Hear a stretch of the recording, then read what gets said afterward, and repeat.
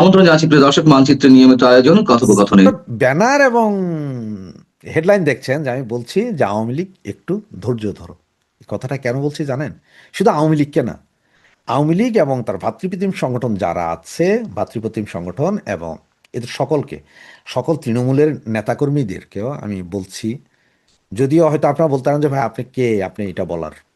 শুভচিন্তক হিসেবে বলছি, আওয়ামী পরিবারের একজন সন্তান হিসেবে বলছি, আওয়ামী লীগের দালাল হিসেবে বলছি, বঙ্গবন্ধুর দালাল হিসেবে বলছি।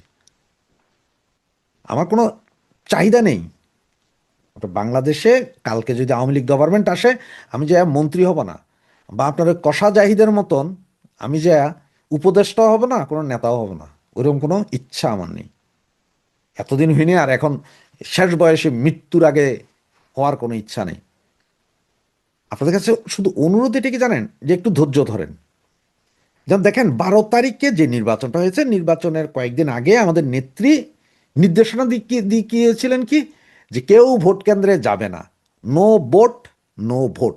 যে ব্যালেটে নৌকা নাই, সেই ব্যালেটে ভোট নাই। কিন্তু মজার জিনিস ছিল, নেত্রী কিন্তু বলে না যে নির্বাচন প্রতিহত করেন। যদি প্রতিহত করার কথা বলতো, আমরা কিছু না পারলাম তো 150 কেন্দ্র তো জ্বালাইতে পারতাম সারা বাংলাদেশে, একদম কিচ্ছু না পারলে 150 কেন্দ্র জ্বালাইতে পারতাম না? পারতাম। এতে কি লাভ হইতো? আমাদের আরও 2-4-5 হাজার ছেলে পেলে ধরা খাইতো, হয়তো 2-4-10 জন আরও মারা যাইতো, এই তো। কিন্তু যেই টেকনিকে নেত্রী খেলে দিলেন, বাংলাদেশের 75% লোক সেই টেকনিকটাই ফলো করলেন, সকলে ঘরে বসে গেলেন, ভোট দিতে যায় নাই। রাইফেল বন্দুক মাইকিং করেও মানুষকে নেওয়া যায় না ভোট কেন্দ্রে। এরপরও তথাকথিত একটা ভোট হয়েছে, সেখানে এখন ক্ষমতার আসনে বিএনপির চেয়ারপারসন তারেক জিয়া, এবং উনি বসার সাথে সাথে কি হয়েছে দেখেন, সারা বাংলাদেশে আকাশ বাতাস নদী নালা খাল বিল পশু পাখি, টেকনাফ থেকে তেঁতুলিয়া, রূপসা থেকে পাটুরিয়া, সব জায়গায় এখন তারেক জিয়া, তারেক জিয়া। তো এই হাইপটা বা এই সিস্টেমটা এটা আরো 1-1.5 মাস থাকবে। কারণ এখন যেখানেই যাবে তারেক জিয়া, সেখানেই তারেক জিয়া, লক্ষ কোটি মানুষ দেখবেন। এদের মধ্যে 2-4% নর্মাল লোক, 50% ধরেন বিএনপির লোক, 30% ধরেন আম জনতা, সাধারণ লোক, এরা সবাই দাঁড়াবে। এরা সবাই কিন্তু ভোট দিচ্ছে তা না, কিন্তু এখন একটা ওই যে জোয়ারের কারণে এটা, এটা বলবে। যেমন ধরেন ইনুসের এই 18 মাসের এই অত্যাচারের কারণে মানুষ মুখ ফুটে বলতে পারুক আর না পারুক, সবাই কিন্তু চিন্তা করছে যে আগেই ভালো ছিলাম, এটা একটা জোয়ার ছিল। তো আমার কথা হচ্ছে, আমরা এই 18-19 মাস কেয়ামত গেছে আওয়ামী পরিবারের উপরে, সমস্ত আওয়ামী পরিবারের উপরে এবং বাংলাদেশের জনগণের উপরে। সেই কেয়ামতটা ধাক্কায়া মাক্কায়া আমরা পুলসেরাতের কাছাকাছি আসছে, পুলসেরাতের কাছাকাছি চলে আসছে। এখন যে নির্বাচন হয়েছে, ওই যে বললাম আপনাকে, এখন চতুর্দিকে এটা, এরপরে এখন নির্বাচনটা হয়েছে, ভাই নির্বাচন তো বিএনপি জিতছে, আমরা জিতছি? আমরা জিতি নেই। পঞ্চগড়ে আমাদের একটা অফিস খুলে দেওয়ার পরে মনে যেন এটা অ্যালার্জির মতো, অ্যালার্জির মতো সারা বাংলাদেশে ছেড়ে গেছে।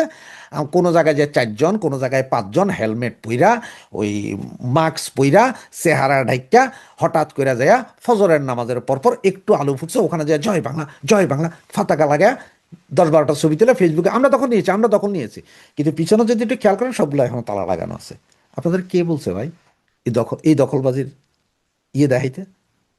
কোনো কথা আমার মাথায় ঢুকে না। কিন্তু আমার যেটা কথা, একটু যদি আপনারা খেয়াল করে শুনেন, যে আমাদের প্রায় এখন 60 থেকে 1 লক্ষ কর্মী সমর্থক আমার ভাই বোনেরা জেলখানায় আছে। ওদেরও প্রচণ্ড দুর্দিন চলতেছে। এমন এমনও তো, এই গতকালকেও ফেসবুকে একটা মেয়ে, সে বিভিন্ন সময় আওয়ামী লীগের কথা বলতে, সে গেছে 6 মাস ধরে জেলে, বাচ্চা মেয়ে, খবর নেওয়ার কেউ নেই, ফেসবুকে স্ট্যাটাস দিতে দিয়েছে তার জন্য। এখন 2-4 জন নাই মারছে, আমরা খবর নিচ্ছি, কিন্তু খবর নিবে কিনা জানি না। আর যদি নেয় তো ভালো কথা। এখন এরা জেলে আছে, তাহলে আমাদের এখন দরকার কি, যে একটা সরকার যেন তেন সরকার বসছে। প্রথম শর্ত হচ্ছে যে আইনের শাসন, তো আইনের শাসন 100% করবে এরকম বিশ্বাস তো করি না, 10% করুক।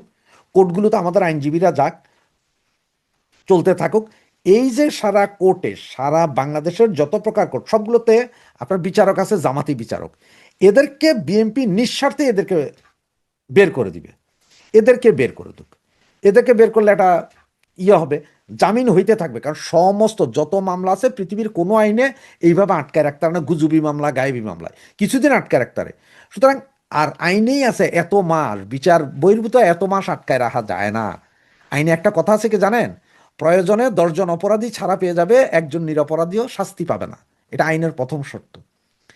এইসব শর্ত অনুযায়ী বা আইনের ফাঁক ফোকর দিয়ে আমাদের মিনিমাম 50-60% নেতারা তো বেরিয়ে আসবে।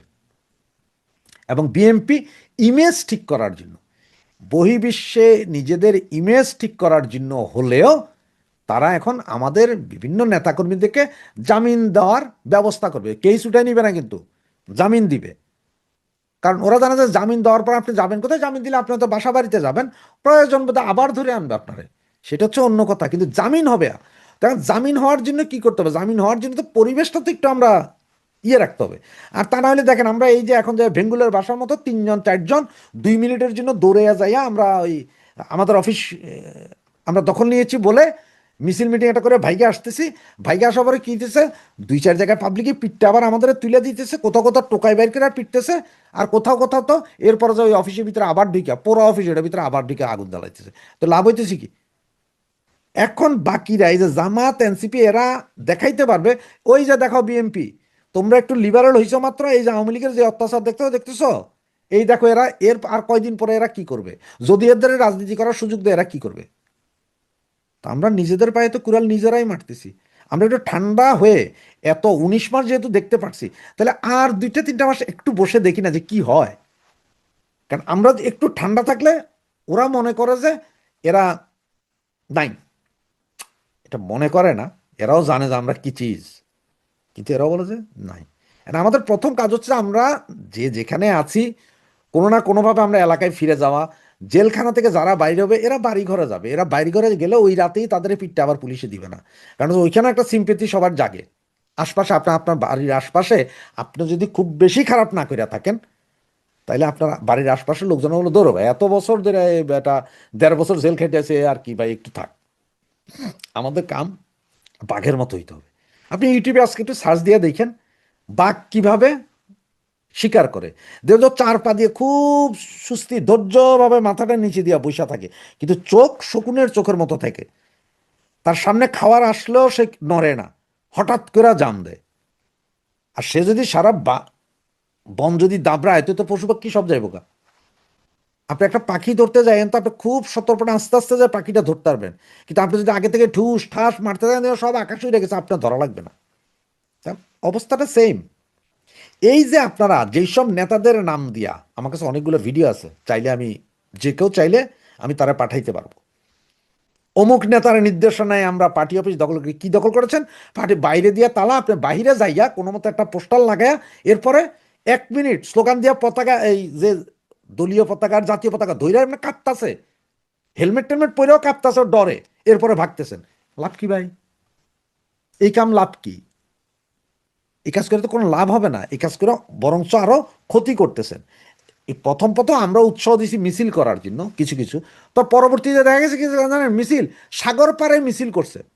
আমার অঞ্চলে হাইওয়ে রোড, সাগরের উপর দিয়ে হাইওয়ে রোড, সেই রোডও না, তার পাশে একটা বাইপাস রোড আছে যেটা সারাক্ষণ কোনো গাড়ি ঘোড়া, মানে 2-1টা টুকটা গাড়ি ঘোড়া ছাড়া ওইখানের 3 কিলোমিটারের ভিতরে মানুষজন নাই। ওইখানে মিছিল করে ছবি তুলে ফেসবুকে দিছে, আমাদের নেতৃত্বে চিটাং শহরে মিছিল হয়েছে। লাভ আছে? কারে শুনেছেন আপনি মিছিল? লাভ তো নেই। তো এই জন্যই বলি, তো এগুলা করে তখন কিন্তু অনেক নেতাকর্মী অ্যারেস্ট হয়েছে। আবার এখন যদি এগুলো দেখেন, আপনার আজকেও বিএনপির ছেলেপেলেরা কোথাও কোথাও আমাদের ছেলেপেলেদের মারছে অফিস উদ্বোধনের কারণ, এই অফিসের সামনে যায় মিছিল মিটিংয়ে। এরপরে এনসিপির পোলামেন তো জ্বালাই দিছে। তো এদের হাতে আপনারা খেলা তুলে দিচ্ছেন। আপনারা আবার অলরেডি ঠান্ডা হয়ে গেছে মানুষ। আপনার আমার 17 বছরে কি হয়েছে না হয়েছে মানুষ এগুলো অলরেডি ভুলে গেছে। এখন মানুষ 17-18 মাসে ডাক্তার ইউনুস কি কি করছে সেইটা নিয়ে আলোচনা করতেছে। আগামী 3 মাস তারেক জিয়া কি কি করছে, কি কি হইতেছে এগুলো নিয়ে আলোচনা করবে। আপনি এখন যে অফিস উদ্বোধন না করে এখন যে আপনার আশপাশের বাড়ির সবাই বুঝান যে ভাই দেখছেন ইউনিটটা কি কি করে গেছে, আপনারা তো আওয়ামী লীগরা খারাপ কইছেন। আওয়ামী লীগের বিরুদ্ধে, নেত্রীর বিরুদ্ধে যে ন্যারেটিভ ওনারা তৈরি করেছিল সেই ন্যারেটিভটা ঘুরান এখন। সেটা না ঘুরাইয়া আপনারা পাকনামি করতেছেন। এটা বুঝা হোক না বুঝা হোক, কারো ইন্ধন হোক কারো তালে পইরা হোক করতেছেন। আমার কথার সাথে অনেকে হয়তো একমত হবেন না, তবে যারা একমত হবেন না বা আপনাদের যদি অন্য কোনো মতামত থাকে সেটা আমাকে কমেন্টস বক্সে লিখে আপনারা জানাইতে পারেন। সাদরে গ্রহণ করব, আমার আমার কোনো দুঃখ নেই সেটা গ্রহণ করার জন্য। তবে আমি আপনাদেরকে বলবো আল্লাহর রাস্তে একটু সহ্য করেন। আমি বলি আরো 2-3টা মাস সহ্য করেন। আমাদের যারা জেলখানায় আছে তাদের বেরিয়ে আসুক আস্তে আস্তে, কারণ তারা যত বেরিয়ে আসতে থাকবে, আমাদের যেসব ভাই বোন বিভিন্ন জায়গায় ছড়িয়ে ছিটিয়ে আছে বাংলাদেশে, তারাও যখন আস্তে আস্তে নিজের জায়গায় যেতে পারবে, আমরা আমাদের সব অফিসই খুলতে পারবো, কোনো অফিস বন্দি থাকবে না। এটা বন্দি রাখা যায় না। এখন কথা হচ্ছে যে আমরা হিন্দু, মুসলিম, বুদ্ধিস্ট, খ্রিস্টান সব ধর্মেই আছে। যেমন আমি নামাজ 5 ওয়াক্ত পড়লাম না, আমি জারগামি করলাম আর আমি চিন্তা করলাম বেহেস্তে যাব। ওই হিন্দু ভাইয়েরা কখনো মন্দিরেই গেল না, ওনারা মনে করছে আগুন লাগাই দিলে আমি বেহেস্তে। খ্রিস্টান ভাইয়েরা মনে করলো যে আমি সব করব কিন্তু আমি বেহেস্তে যাব। এটা হয় না ভাই, কাজ তো করে আসতে আসসালামু হবে। আলাইকুম কিন্তু আমি আগে রহমতুল্লাহি ওয়া বারাকাতুহু। সম্মানিত দর্শক, আমাদের প্রিয় মাতৃভূমি মার্কিন যুক্তরাষ্ট্রের যে বদনজর, সেই বদনজরের মধ্যে পড়েছে। এই বদনজর থেকে কিভাবে রক্ষা পাবো? তাবিজ কি, কওয়াজ কি, দোয়া কি, দরুদ কি? 2 নম্বর হলো যে আমাদের সঙ্গে আমেরিকার যে সম্পর্ক এই মুহূর্তে, এটা আমেরিকার সঙ্গে দুবাই, সংযুক্ত আরব আমিরাত, কাতার কিংবা সৌদি আরবের যে সম্পর্ক, সেই সম্পর্কের মতো নয়। আমেরিকার সঙ্গে সিঙ্গাপুরের ভালো সম্পর্ক, জাপানের ভালো সম্পর্ক, এমনকি ইউরোপের যে দেশগুলোর সাথে সম্পর্ক রয়েছে, এগুলোকে বলা হয় বাইল্যাটারাল রিলেশনশিপ, দ্বিপাক্ষিক সম্পর্ক। আমেরিকা লাভ করে, জাপান থেকে শোষণ করে তারা লাভ করে ধরুন 100 টাকা, কিন্তু জাপানও আমেরিকার ইকোনমি ব্যবহার করে তাদের কৌশল দ্বারা অন্তত 80 টাকা তারা লাভ করে নিয়ে আসে। কিন্তু আমাদের সঙ্গে আমেরিকার যে সম্পর্ক, এটি অসম। এই সম্পর্কে তাদের সঙ্গে বিজয়ী হওয়ার, লাভবান হওয়ার, নীতিগতভাবে মার্কিন এবং বাংলাদেশ যে ট্রেড পলিসি, সেই পলিসিতে আমরা ভালো কিছু করব, এটা সম্ভাবনা 0%। এই যে আমরা এখন গার্মেন্টস এক্সপোর্ট করি, এটা আসলে এই ব্যবসাটা, গার্মেন্টসের এই ব্যবসাটা ভালো ব্যবসা নয়। এখানে 40 লাখ লোকের কর্মসংস্থান হচ্ছে, ঈশ্বকে সব ঠিক আছে, কিন্তু আমরা যেভাবে এক্সপোর্ট করছি বা যেভাবে আমাদের গার্মেন্টস কোম্পানিগুলো বেড়ে উঠেছে, এটা কোনো দিন কোনো অবস্থাতেই ভারী শিল্পের মর্যাদা পাবে না। অর্থাৎ এখানে যারা চাকরি করবে সারা জীবন তাদেরকে এই ফকিরের মতো চাকরি করতে হবে। প্রভিডেন্ট ফান্ড, গ্র্যাচুইটি, বোনাস থেকে শুরু করে অন্য যে সকল বিষয় বড় বড় অফিসগুলোতে বা মিল কারখানাগুলোতে থাকে, একটা ওষুধ কোম্পানিতে যে সুযোগ থাকে, এটি গার্মেন্টস কোম্পানিতে কোনোদিন সম্ভব হবে না। কারণ এই মার্কেটটি এতটা অস্থির, আনপ্রেডিক্টেবল, এবং এখানে এত কম দামে সস্তায় পণ্য বিক্রি করা হয়, যারা বায়ার তারা প্রতিটি মুহূর্তে স্কুইজ করতে থাকেন। ফলে আমাদের দেশে দেখুন যে গত 30-40 বছরে গার্মেন্টস ব্যবসা করে স্টিডি অবস্থায় 40 বছরে দাঁড়ানো আছে, একটা কোম্পানি নেই। বাংলাদেশের প্রথম গার্মেন্টস, দেশ গার্মেন্টস কোথায় আছে এখন? সানম্যান গ্রুপ, মেজর মান্নান, আজিম গ্রুপ, আজিম মান্নান গ্রুপ নাই। প্রায় 1.25 লাখ লোক চাকরি করত সেই অপেক্স গ্রুপে, নাই, জিরো। বেক্সিমকো গ্রুপ বন্ধ হয়ে গেল। এইভাবে বাংলাদেশে যে সকল বিখ্যাত গার্মেন্টস কোম্পানিগুলো ছিল, যারা মানে সেই 80-র দশক থেকে কাজ করেছেন, তারা একজনও নাই। শুধুমাত্র কোরিয়ান যে কোম্পানি আছে ইয়াং ওয়ান, তারা টিকে আছে। এর বাইরে দাদা সাভার, দাদা যাকে বলা হয় ঢাকা, মানে এটা কোরিয়ান কোম্পানি ছিল, খুব বড়। চাইনিজ লিংফুং নামে খুব বড় কয়েকটা একটা গার্মেন্টস ছিল ইপিজেটে, একটাও নাই, সব শেষ হয়ে গেছে। মানে এখানে আসলে রাতারাতি করে সবাই আসে, 8 বছর 10 বছর কাজ করে, কেউ সাস্টেন করে, কেউ সাস্টেন করে না, কিন্তু 20 বছরের পরে আর এখানে কেউ সাধারণত টিকে থাকে না। এমনকি এখন ধরেন খুব বড় ব্যবসা করছে হামিম গ্রুপ। হামিম গ্রুপ ব্যবসা করছে, ভালো না, ভিতর গিয়ে দেখেন ভালো না। হামিম গ্রুপের যে ভাই, ছোট ভাই, সেও ব্যবসা শারমিন গ্রুপ, কিন্তু গিয়ে দেখেন ব্যবসা ভালো না। ওদিকে ওই যে সালাম মুর্শিদি, কুতুবুদ্দিন সাহেব, এনভয় গ্রুপ ছিল, তাদের ব্যবসা কিন্তু ভালো না। এখানে যারা যারা মানে খুব ভালো করছে, আমার গার্মেন্টস ফ্যাক্টরি যারা ভাড়া নিয়েছিল, সেই ভদ্রলোক, ওদের হলো কি গ্রুপ যেন নাম মনে আসছে না, তো তারা 10 বছর আমার ফ্যাক্টরিটা চালালো। করোনার সময় আমার ফ্যাক্টরিটা বন্ধ করে দিল, এরপরে তারা অন্যান্য ব্যবসাতে খুব ভালো করেছিল। গত 10-12 বছরে তারা খুব ভালো করেছিল। তো সেই ব্যবসা প্রতিষ্ঠান আবার তার আগের মতো ভালো নেই, এখনো তারা মানে এই যে অবস্থায় টানাটানি চলছে, দেউলিয়া হয়ে যাওয়ার মতো অবস্থা। আমার কিছু বন্ধু বান্ধব আছে যারা টেক্সটাইলে খুব ভালো করেছিলেন, এক একজন হাজার হাজার কোটি টাকার মালিক হয়েছেন, এখন হাজার হাজার কোটি টাকার ব্যাংক ডিফল্ট হয়ে গেছেন। এই যে গার্মেন্টসের ব্যবসাটা, এটা আমাদের দেশে আসলে ভালো না। এর তুলনায় জাহাজ ভাঙা শিল্প, জাহাজ নির্মাণ শিল্প, চা শিল্প, এমনকি চামড়া শিল্প, এগুলো মোর স্টেডি, এগুলো আরো মানে এক্সপোর্টের ক্ষেত্রে এখানে আপনি নির্ভর করতে পারেন। এমনকি পাট শিল্প, পাট শিল্প কিন্তু সেই 50-এর দশক থেকে এখন পর্যন্ত টিকে আছে, কিন্তু গার্মেন্টসটা কিন্তু ওইভাবে টিকে না। এমন অনেক মানে পাট শিল্প আছে বহু বছর, 40, 50, 60 বছরের পুরনো পাটকল কিন্তু এখনো চলছে। তো সেই দিক থেকে যে আমেরিকার সঙ্গে আমাদের যে ব্যবসাটি, গার্মেন্টস রিলেটেড যে ব্যবসাটি, এটি স্টেবল নয়। আবার আমেরিকা আমাদেরকে ধরেন বিভিন্ন সময় পাওয়ার সেক্টরে যে ইনভেস্টগুলো করেছে, অনেকগুলো কোম্পানি ওরা ওদের দেশে দেউলিয়া হয়ে গেছে, তারা আবার এগুলো বিক্রি করে গেছে বিভিন্ন কোম্পানিতে। তো ফলে আমেরিকা সাথে আমরা সম্পর্ক স্থাপন করে ব্যবসা বাণিজ্য করব, এটা হবে না। 2 নম্বর হলো যে আমেরিকা এখানে এর বাইরে কি করতে পারে?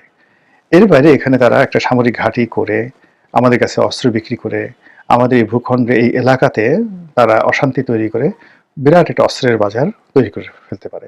ভারতের 7 সিস্টার, বাংলাদেশ, তারপর শেষে আপনার মায়ানমার, এই বিস্তীর্ণ অঞ্চল, মায়ানমারের এর বাইরে গিয়ে আপনি যদি থাইল্যান্ড, মানে এর সাথে সীমান্ত থাইল্যান্ড, চীনের বিরাট একটি অংশ, মায়ানমারকে যদি অশান্ত করতে পারে, চীনের একটা বিরাট অংশ অশান্ত করতে পারে। এবং এখানে যদি গেরিলা যুদ্ধ হয় তাহলে অস্ত্র আনবেন কোত্থেকে? আমেরিকা থেকে অস্ত্র আনবেন, চোরাচালানি হবে আমেরিকার সাথে, মানে এটা রমরমে ব্যবসা। এবং এই কাজটির জন্য বাংলাদেশের উপর আমেরিকা থাবা বিস্তার করার জন্য যে প্ল্যান করেছে, এটি আমাদের সবচেয়ে মানে ভয়ঙ্কর। অর্থাৎ একটা সময় ভারতবর্ষে যখন চেঙ্গিস খান আক্রমণ করতে চাইলেন সুলতান ইলতুৎমিশের জামানাতে, তো ওই সময়টাতে পুরো দিল্লিতে কান্নার রোল পড়ে গিয়েছিল, পুরো দিল্লিতে। বিকজ চেঙ্গিস খান যদি দিল্লি আক্রমণ করে কি ঘটতে পারে এটা মানুষজন তখন বুঝতো। তো পরবর্তীতে আবার আলাউদ্দিন খিলজির সময়টাতে চেঙ্গিস খানের বংশধররা বারবার চেষ্টা করেছে, পারেনি। কিন্তু চেঙ্গিস খান যখন আক্রমণ করার জন্য একেবারে ইন্ডিয়ান সীমান্তে এসে উপস্থিত হয়েছিল, দিল্লি মানে রীতিমতো সুলতান ইলতুৎমিশ তখন ক্ষমতায় আসছেন। মানে এটা ইতিহাসে যারা পাঠক তারা বুঝতে পারবেন যে পুরো ভারতবর্ষে কিভাবে আতঙ্ক ছড়িয়ে পড়েছিল। কিন্তু আমরা এখন মানে এই মুহূর্তে বাংলাদেশের উপর আমেরিকার যে কালো ছায়া পড়েছে, সেই কালো ছায়ার কারণে আমাদের সামনে যে ভয়াবহ বিপদ এবং বিপত্তি আসছে, আমরা সেই মধ্যযুগের মতো রাজনৈতিক সচেতন নই। যদি রাজনৈতিক সচেতন থাকতাম আমরা কিন্তু কান্না করতাম, প্রচন্ডভাবে কান্না করতাম। আমাদের সীমান্তে, এক সীমান্তে মায়ানমার সীমান্তে প্রায় 15 লক্ষ রোহিঙ্গা আমাদের সীমান্তের এই পারে, আর ওই পারে আরো প্রায় 8 লাখ রোহিঙ্গা। এই 15 লাখ আর 8 লাখ 23 লাখ রোহিঙ্গা সশস্ত্র, এর মধ্যে একটা বিরাট অংশ সশস্ত্র, যাদেরকে ট্রেনিং দেওয়া হয়েছে যুদ্ধ করার জন্য, এবং তাদেরকে নিয়ে আমেরিকা খেলছে, তাদেরকে নিয়ে চীন খেলছে, তাদেরকে নিয়ে ভারত খেলছে, এমনকি আমরা বাংলাদেশ আমরাও খেলার চেষ্টা করছি। এই 23 লাখ রোহিঙ্গা জনগোষ্ঠী এরা যদি আমাদের দিকে মুভ করে, পুরো চট্টগ্রাম বাংলাদেশ থেকে বিচ্ছিন্ন হয়ে যাবে, পুরো চট্টগ্রাম। আর চট্টগ্রাম যদি আমাদের কাছ থেকে বিচ্ছিন্ন হয়ে যায়, আমরা সমুদ্র বন্দর কোথায়? আমাদের আর কোনো সমুদ্র বন্দর নেই। মংলা দুর্বল বন্দর, ওই যে পটুয়াখালীর যে কলাপাড়াতে একটা করা হয়েছে পায়রা সমুদ্র বন্দর, ওখানে তো কোনো জাহাজই ভিড়তে পারে না। আমার বাড়ির পাশের এলাকাতে এটা ব্যাড ইনভেস্টমেন্ট, এটা ইমিডিয়েটলি বন্ধ করে দেওয়াটা সবচেয়ে বুদ্ধিমানের কাজ। মানে ওখানে যা লস গেছে গেছে, কিন্তু এই কাজটি করা ভালো হয়নি, বরং সেই তুলনায় মংলাকে ডেভেলপ করলে অনেক অনেক ভালো হয়। তো এই যে চট্টগ্রাম বন্দরকে নিয়ে, পুরো পার্বত্য এলাকা নিয়ে আমরা যে অশান্তির মধ্যে আছি, এবং এই অশান্তির বীজ বপন করছে এখন আমেরিকা। তুরস্ক বসে নাই।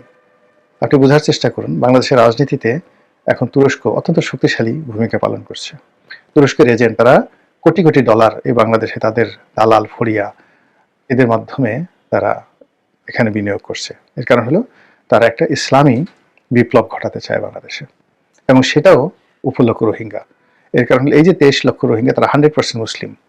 এই 100% মুসলিম রোহিঙ্গা জনগোষ্ঠী যারা যুদ্ধ করতে পারে, এবং তাদের মাধ্যমে চট্টগ্রাম অঞ্চলে যদি অশান্তি তৈরি করা যায় এবং ওখান থেকে যদি একটা ইসলামের মানে আওয়াজ তোলা যায়, তাহলে তুরস্ক এখানে মানে তাদের একটা দ্বিতীয় ঘাঁটি তারা করতে পারে। এই কারণে দেখেন রোহিঙ্গা সমস্যা হওয়ার সাথে সাথে এরদোয়ান সাহেবের স্ত্রী বাংলাদেশে ভ্রমণ করে গেছেন।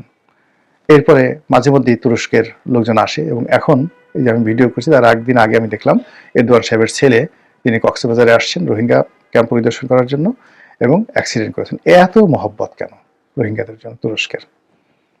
তারা তুরস্ক এই মুহূর্তে কিভাবে চালাচ্ছে? ভারতের কথা তো জানেনি।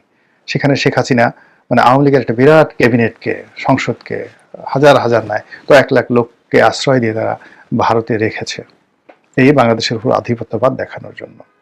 পাকিস্তান সরাসরি বিমান সার্ভিস চালু করতে চাচ্ছে এবং বাংলাদেশের মানে পাকিস্তান 1971 সনে বাংলাদেশের ব্যাপারে তাদের যত আগ্রহ ছিল তখন আসলে তারা বাংলাদেশকে পাত্তা দিতে চাইতো না, বরং ওখানকার যে রাজনৈতিক নেতৃত্ব এবং মিলিটারি নেতৃত্ব, দ্য বিট্রায়াল, ওখানে যে কয়েকটা বই লিখেছে, জেনারেল নিয়াজি লিখেছেন, অন্য যারা লিখেছেন, তো the betrayal of east Pakistan.